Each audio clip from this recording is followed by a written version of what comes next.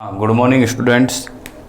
हमने अणुसंख्यक गुणधर्म के 3 जो अणुसंख्यक गुणधर्म थे वो लिए। पहला कौन सा? पहला जो अणुसंख्यक गुणधर्म था अपना वासुदाब का आपेक्षिक अवनमन, दूसरा था क्वथनांक में उन्नयन और तीसरा कौन सा था? हिमांक में अवनमन। अब चौथा जो अणुसंख्यक गुणधर्म है वो है हमारा परासरण और परासरण दाब। लेकिन परासरण और परासरण दाब से पहले मैं एक छोटा सा टॉपिक लेना चाहता हूं, विसरण। विसरण किसे कहते हैं? विसरण से क्या तात्पर्य है? विसरण से तात्पर्य है कि अणुओं का अधिक सांद्रता से कम सांद्रता की ओर गमन।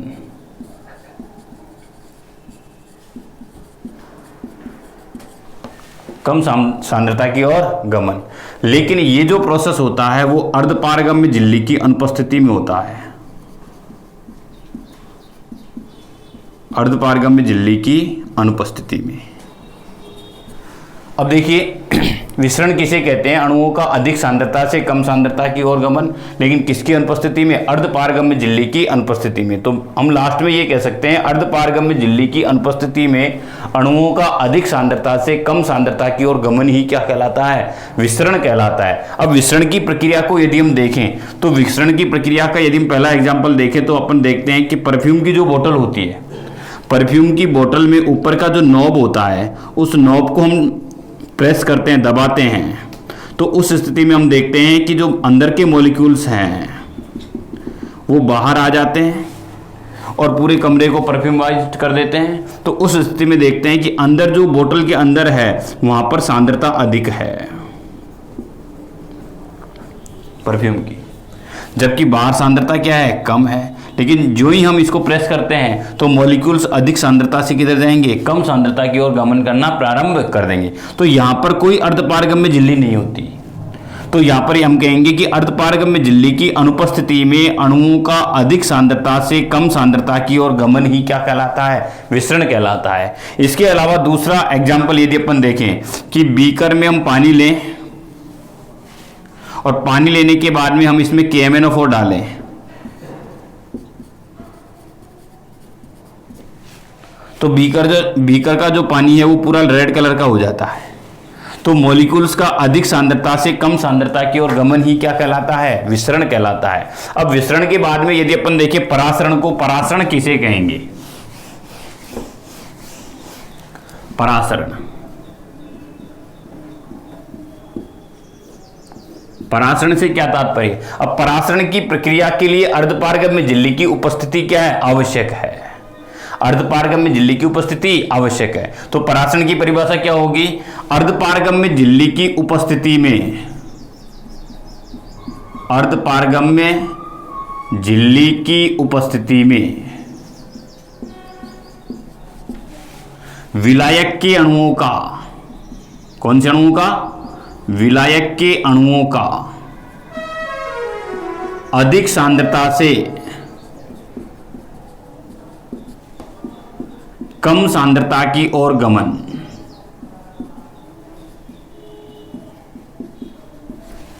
क्या कहलाएगा? परासरण। तो परासरण किसे कहते हैं? परासरण की प्रक्रिया में अर्धपारगम्य झिल्ली की उपस्थिति आवश्यक है, जबकि विसरण की प्रक्रिया में अर्धपारगम्य झिल्ली की आवश्यकता नहीं होती। तो अर्धपारगम्य झिल्ली की उपस्थिति में विलायक के अणुओं का, न कि विलायक के अणुओं का अधिक सांद्रता से कम सांद्रता की ओर गमन ही क्या कहलाएगा? परासरण। अब इस परासरण की प्रक्रिया को यदि हम अपन एक एग्जाम्पल के थ्रू देखें तो उस स्थिति में हम देखते हैं कि जैसे यदि हमने एक कोई बीकर लिया और इस बीकर में हमने थिसेल कीप को रखा,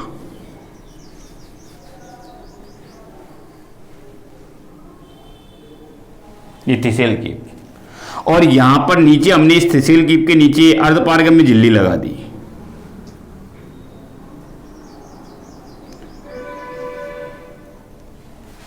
और यहां पर हमने थिसेल कीप के अंदर तो चीनी का जलीय विलीन भर दिया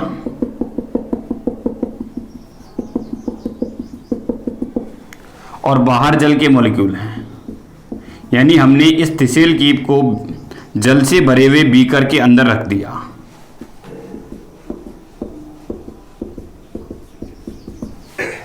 और अंदर क्या है, चीनी का जलीय विलयन या चीनी का विलयन, और यहां पर बाहर क्या है, जल। अब हम यहां पर देखेंगे कि चीनी में कौन कौन है, विलयन में चीनी प्लस जल, और यहां पर कौन है, सिर्फ जल। तो इसे जल क्या है, यहां पर विलायक है, यहां पर भी जल क्या है, विलायक है। और इस स्थिति में देखते हैं कि जल के अणुओं की विलायक के अणुओं की सांद्रता यहां पर अधिक है, और यहां पर सांद्रता क्या है, कम है। तो कुछ समय बाद में हम देखते हैं कि विलायक के जो अणु हैं, जल के जो मॉलिक्यूल हैं, अधिक सांद्रता से कम सांद्रता की ओर गमन करना प्रारंभ कर देते हैं। यानी जल के मॉलिक्यूल अर्धपारगम्य झिल्ली से होकर, ये कौन है यहां पर, अर्धपारगम्य झिल्ली।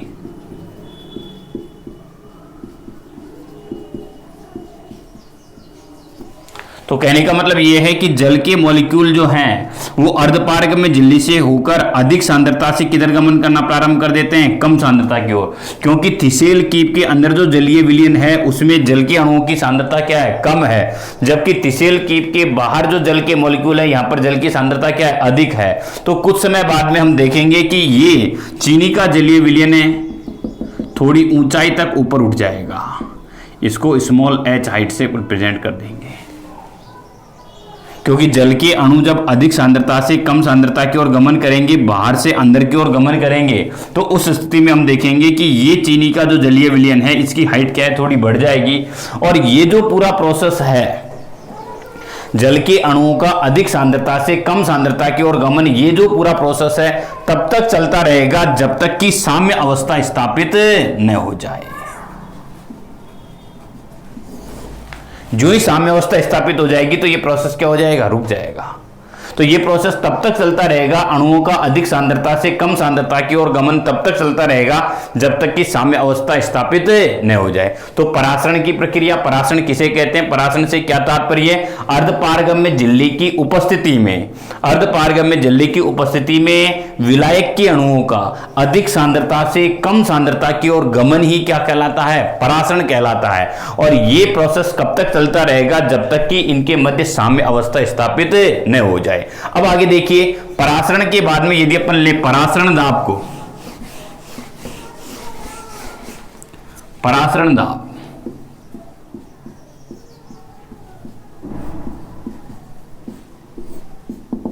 परासरण दाब किसे कहते हैं, परासरण की प्रक्रिया को रोकने के लिए लगाया गया जो बाहरी दाब है उसे किस नाम से जाना जाएगा, परासरण दाब के नाम से जाना जाएगा।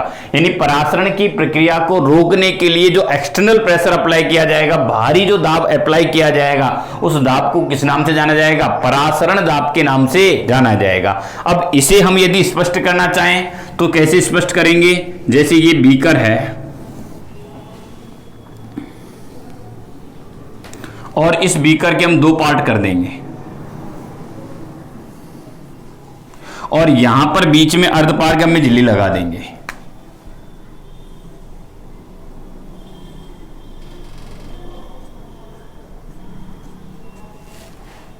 अर्धपारगम्य झिल्ली लगाने के बाद में उस स्थिति में हम यहां पर एक पिस्टन तो यहां लगा देंगे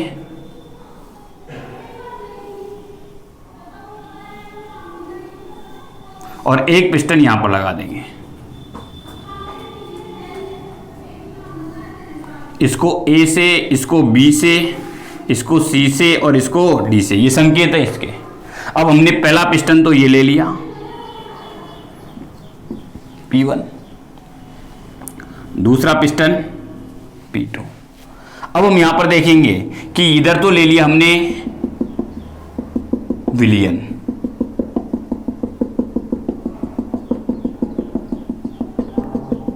सॉरी जल के मॉलिक्यूल, विलायक के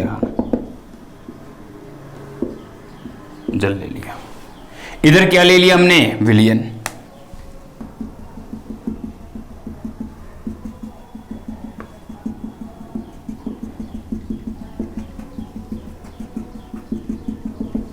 और बीच में ये कौन है, अर्धपारगम्य झिल्ली।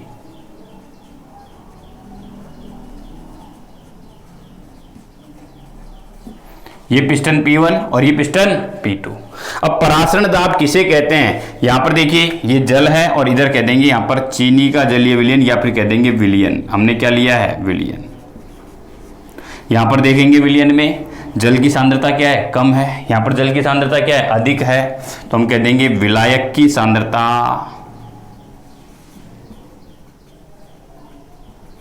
कम, और यहां पर कह देंगे विलायक की सांद्रता क्या है, अधिक। अब देखिए परासरण की प्रक्रिया होगी, परासरण की प्रक्रिया होगी तो हम देखेंगे एक जल के मॉलिक्यूल है, लेफ्ट से किधर मूवमेंट करेंगे, राइट की ओर, अर्धपारगम्य झिल्ली से होकर। तो उस स्थिति में हम देखेंगे कि ये जो पिस्टन है ये ए पॉइंट से घटकर किधर आ जाएगा, सी पॉइंट तक आ जाएगा। जबकि इधर हम देखेंगे कि ये जो पिस्टन है वो डी पॉइंट से ऊपर उठकर किधर चला जाएगा, बी पॉइंट पर। यानी हम कह देंगे जो पिस्टन P1 है इसका लेवल नीचे जाता रहेगा, जबकि पिस्टन जो P2 है इसका लेवल क्या जाता रहेगा, ऊपर जाता रहेगा। अब इस पिस्टन यहां पर परासरण की प्रक्रिया हो रही है, जल अधिक सांद्रता से मॉलिक्यूल किधर जा रहे हैं, विलायक के कम सांद्रता की ओर जा रहे हैं। तो जो परासरण की प्रक्रिया हो रही है उसमें हम देखते हैं कि पिस्टन P2 तो ऊपर आ रहा है, पिस्टन P1 कहां आ रहा है, नीचे की ओर आ रहा है। तो इस पिस्टन पर इतना दाब लगाया जाए जिससे कि ये परासरण की प्रक्रिया रुक जाए। इस पिस्टन पर इतना अतिरिक्त दाब लगाया जाए जिससे कि ये परासरण की प्रक्रिया रुक जाए। तो उस अतिरिक्त लगाए गए दाब को किस नाम से जाना जाएगा, परासरण दाब के नाम से जाना जाएगा। तो परासरण दाब किसे कहेंगे, परासरण की प्रक्रिया को रोकने के लिए, यानी ये जो पूरा प्रोसेस है परासरण की प्रक्रिया, इसको रोकने के लिए जो अतिरिक्त दाब लगाया जाता है, जो अतिरिक्त दाब लगाया जाएगा उस अतिरिक्त दाब को किस नाम से जाना जाएगा, परासरण दाब के नाम से जाना जाएगा। तो परासरण दाब किसे कहेंगे, वह लगाया गया अतिरिक्त दाब जिससे कि परासरण की प्रक्रिया क्या होती है, रुक जाती है, उसे किस नाम से जाना जाएगा, परासरण दाब के नाम से जाना जाएगा। देखिए अब हम यहां पर यह कहें कि परासरण दाब की परिभाषा के बारे में, परासरण दाब का संकेत होगा पाई। परासरण दाब का संकेत क्या होता है, पाई। अब यहां पर यदि एक कंफ्यूजन हो कि यहां पर विलायक की सांद्रता कम है और यहां पर विलायक की सांद्रता अधिक है, इसको कैसे एक्सप्लेन करेंगे, क्योंकि यहां पर विलायक कौन है, जल है, इधर भी विलायक जल है तो यहां पर भी क्या है, विलायक जल है। तो यहां पर जल के मॉलिक्यूल्स ज्यादा हैं इसलिए जल की विलायक की सांद्रता अधिक है, और यहां पर चीनी मिली हुई है या कुछ भी विलय मिला हुआ है और इसलिए यहां पर विलायक की सांद्रता क्या हो जाएगी, कम। तो विलायक की सांद्रता इधर विलयन में तो क्या रहेगी, कम रहेगी, और यहां पर विलायक की सांद्रता क्या रहेगी, अधिक। अब दूसरा डाउट यदि अपन देखें वो अर्धपारगम्य झिल्ली वाला, कई बार डाउट रहता है, अर्धपारगम्य झिल्ली किसे कहते हैं, ऐसी झिल्ली जिसकी पारगम्यता अर्ध हो। अर्ध का मतलब वो सिर्फ विलायक को ही पारगम्य करती हो, विलायक का ही ट्रांसफर करती हो, विलेय का ट्रांसफर नहीं करती हो, इसलिए उसे कहेंगे अर्धपारगम्य झिल्ली। अब यदि यहां पर होता कि पारगम्य झिल्ली, इसका मतलब विलेय को भी ट्रांसफर कर रही है, विलायक को भी ट्रांसफर कर रही है। और यदि यहां पर होता अपारगम्य झिल्ली, वो न तो विलेय को लेके जा रही है, पारगम्य कर रही है, और न ही विलायक को कर रही है। तो अर्धपारगम्य का मतलब समझ रहे हो, सिर्फ विलायक का ही ट्रांसफर कर रही है, विलेय का ट्रांसफर नहीं कर रही है, इसलिए इसे कहेंगे अर्धपारगम्य झिल्ली। तो अर्धपारगम्य झिल्ली किसे कहते हैं। इसके अलावा सांद्रता यहां पर अधिक है, यहां पर सांद्रता कम कैसे है। इसके अतिरिक्त यदि देखें परासरण दाब की संकेत क्या रहेगा, पाई। परासरण दाब का संकेत क्या रहेगा, पाई। आगे देखिए परासरण दाब के नियम।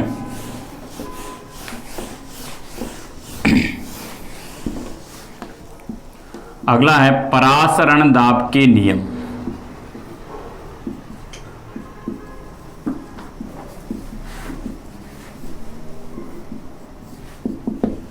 परासरण दाब के नियम, पहला नियम है वांट ऑफ बॉयल का नियम।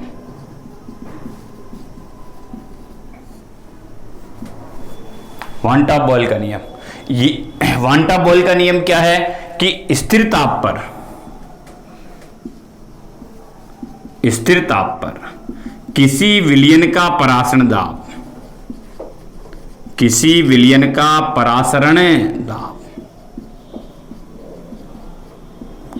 उसकी सांद्रता के समानुपाती होता है।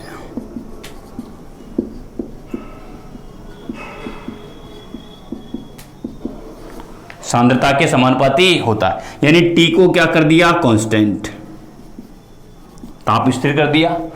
स्थिर ताप पर किसी विलयन का परासरण दाब क्या है, पाई, उसकी सांद्रता के समानुपाती, प्रोपोर्शनल टू सी। सी क्या है यहां पर, सांद्रता।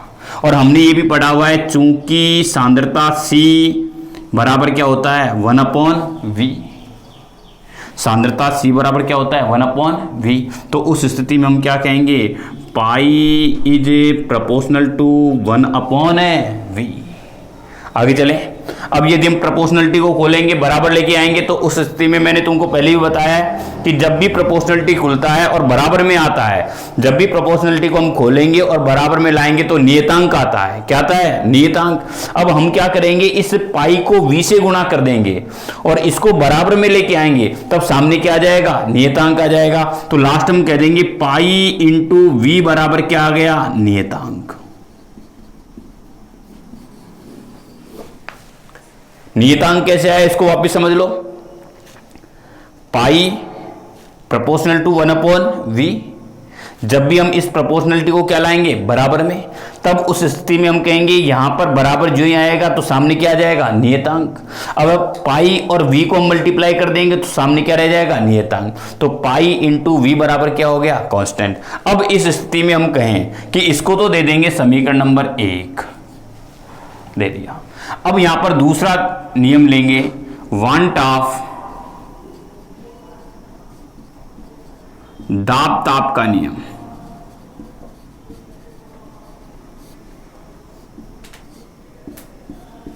वांट ऑफ दाब ताप का नियम क्या है, यदि सांद्रता स्थिर हो, सांद्रता स्थिर हो, सांद्रता को कांस्टेंट कर दिया जाए, सांद्रता स्थिर हो, तो उस स्थिति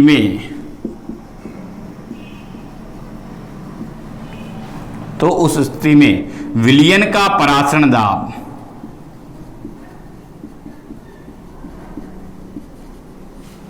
विलयन का परासरण दाब ताप के समानुपाती होता है। अब यहां पर सांद्रता को क्या कर दिया, स्थिर। C बराबर क्या है, स्थिर, सांद्रता स्थिर कर दी।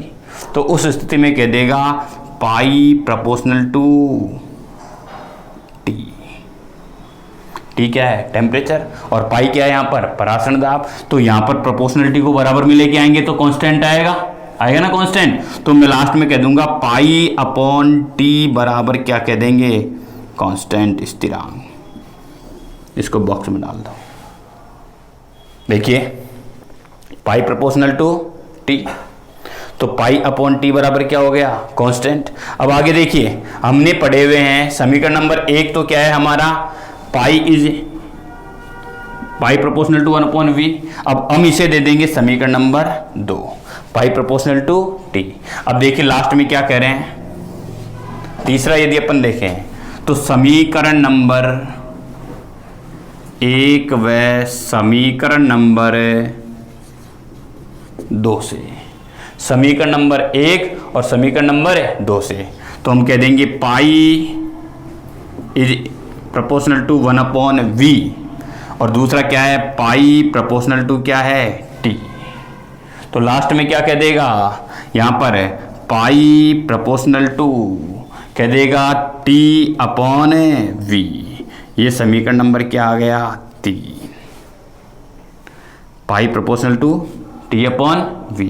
प्रोपोर्शनलिटी को खोलेंगे तो उस स्थिति में आ जाएगा पाई बराबर ST/v। पाई बराबर ST/v। S बराबर क्या है, नियतांक। आगे देखिए हम क्या कहेंगे, इसको गुणा कर देंगे, पाई इंटू v बराबर क्या है, ST। n मोल के लिए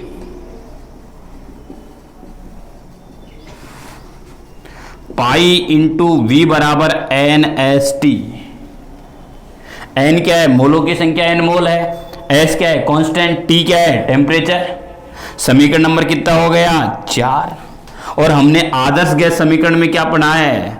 आदर्श गैस समीकरण में पी वी बराबर क्या होता है? NRT। तो हम लास्ट में कह देंगे कि पाई इंटू वी बराबर क्या है? NST, और पी वी बराबर क्या है? NRT। तो हम लास्ट में ये कह देंगे NRT बराबर क्या हो जाएगा? NST। तो जो यूनिट R की रहेगी वो यूनिट किसकी रहेगी? S की रहेगी। यानी जो यूनिट R की है वो यूनिट किसकी रहेगी? S की रहेगी। तो देखिए हम वापस रिपीट कर रहे हैं इसको। पहला इक्वेशन क्या है? पाई प्रोपोर्शनल टू 1/v। दूसरा इक्वेशन क्या है दूसरे नियम से? पाई प्रोपोर्शनल टू t। अब ये कह रहा है समीकरण नंबर 1 और समीकरण नंबर 2। समीकरण नंबर 1 क्या है? ये अपन कहते हैं नियम फर्स्ट और नियम सेकंड से। तो पाई प्रोपोर्शनल टू 1/v हो रहा, पाई प्रोपोर्शनल टू t ये रहा। तो यहां पर हम कह देंगे पाई प्रोपोर्शनल टू t/v, यही हो जाएगा क्योंकि t/v रहेगा। अब प्रोपोर्शनलिटी को क्या करेंगे? बराबर करेंगे। तो जो ही प्रोपोर्शनल को बराबर करेंगे, जो ही समानुपाती को बराबर करेंगे, तो सामने नियतांक आएगा। तो पाई बराबर ST/v। तो S बराबर क्या हो गया? नियतांक। अब आगे देखिए, अब हम इसको गुणा करेंगे, पाई इंटू वी बराबर क्या हो जाएगा? ST।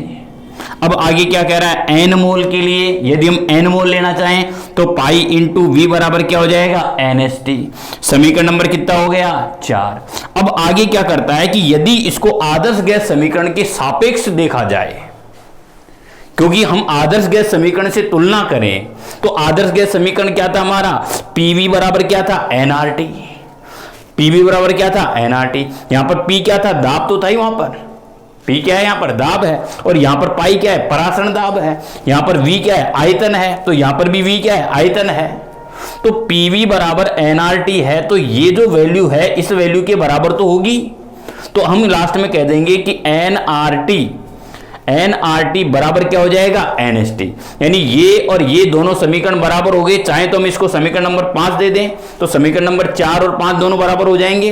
तो उस स्थिति में कहेंगे NRT बराबर क्या हो जाएगा? NST। तो जो यूनिट R की रहेगी वो यूनिट किसकी रहेगी? S की रहेगी। यानी जो यूनिट जो R की चलती है वो यूनिट किसकी चलेगी? S की चलेगी। तो S और R की यूनिट दोनों बराबर रहेंगी। हाँ देखिए, R का जो आंकिक मान है वो किसका मान रहेगा? S का आंकिक मान के बराबर रहेगा।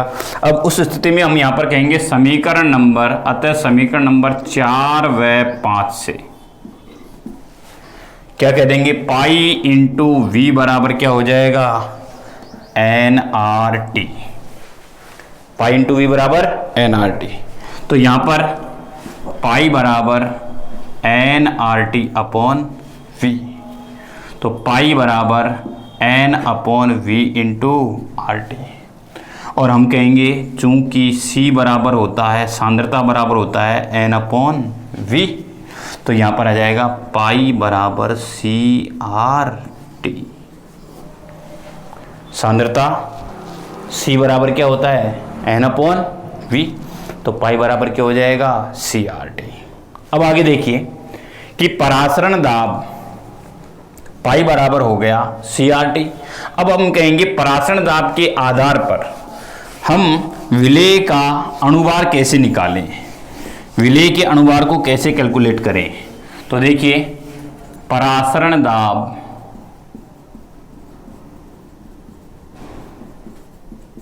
एवं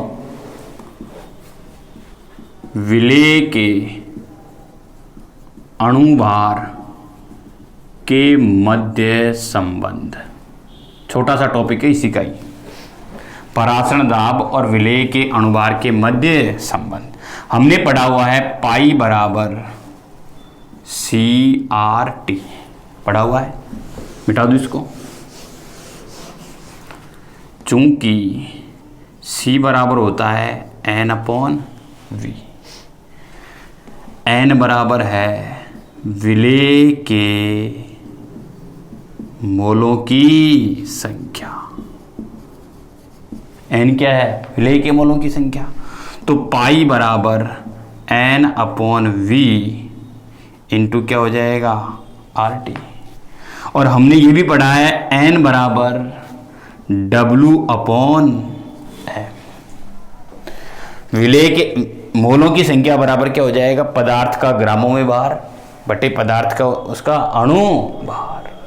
अब हम पीछे जितने भी हमने अणु संख्या गुणधर्म वगैरह पढ़े थे उसमें हमने विलेय को B से रिप्रेजेंट किया है। किससे रिप्रेजेंट किया है, B से। और विलायक को किससे रिप्रेजेंट किया है, A से। तो हम यहां पर कह देंगे बराबर WB upon MB। WB upon MB क्यों लिया है, क्योंकि हम पीछे जितने भी पढ़े हैं उसमें विलेय को किससे रिप्रेजेंट कर रहे हैं, B से। क्योंकि हम ये पढ़ रहे हैं विलायक प्लस विलेय मिलकर क्या बना रहे हैं, विलयन। विलायक को A से, विलेय को B से। तो जितने भी अणुसंख्या गुणधर्म पीछे पढ़े हैं उसमें हमने विलेय को B से रिप्रेजेंट किया है। इस स्थिति में विलेय के मोलों की संख्या NB बराबर क्या हो जाएगा, WB अपॉन MB। तो उस स्थिति में हम यहां पर कहेंगे पाई बराबर WB upon MB into RT upon V। Last में देखिए हम कह देंगे पाई बराबर क्या आएगा, WB into RT upon MB into V। हमको क्या निकालना है, विलेय का अणुभार। और विलेय का अणुभार किससे निकलेगा, MB से। तो उस स्थिति में हम यहां पर कहेंगे MB बराबर क्या हो जाएगा, WB RT upon pi into V। WB RT upon pi into V। यहां पर WB क्या है, विलेय का द्रव्यमान, R क्या है यहां पर, गैस स्थिरांक, T क्या है यहां पर, तापमान, पाई क्या है यहां पर, परासरण दाब, और V क्या है यहां पर, आयतन, और MB बराबर क्या है, विलेय का अणुभार। क्योंकि पीछे जितने भी अणुसंख्या गुणधर्म पढ़े थे उनमें हमने क्या निकाला था, MB निकाला था। तो यहां पर MB बराबर क्या हो जाएगा, WB RT upon pi into V। और यहां पर पाई बराबर क्या है, WB RT upon MB into V। क्योंकि MB निकालेंगे तो पाई कहां जाएगा, नीचे। तो MB की गणना कर सकते हैं।